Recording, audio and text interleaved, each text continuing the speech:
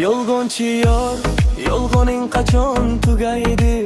Sening dashnomlaring qalbimni tirnaydi. Har bitta so'zingda pinhona bir sir bor. Seni sevgan dilda bugun faqat alam bor. Ko'zlaringga qarab haqiqatni izladim.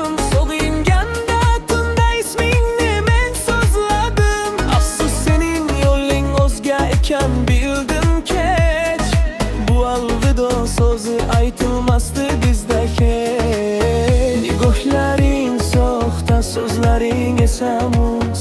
Biz kutgan bahorlar bo'lib ketdi kuz.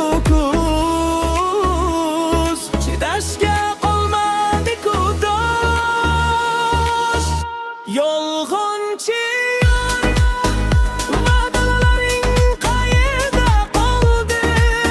Sening sevging mening yoshligimni oldi.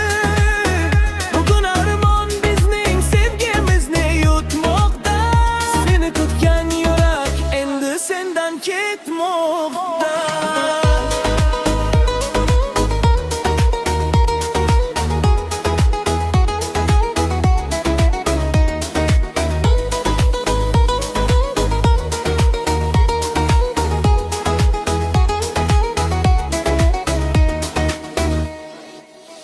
Yuragim mag'rurdir, yig'lamaydi ortimdan.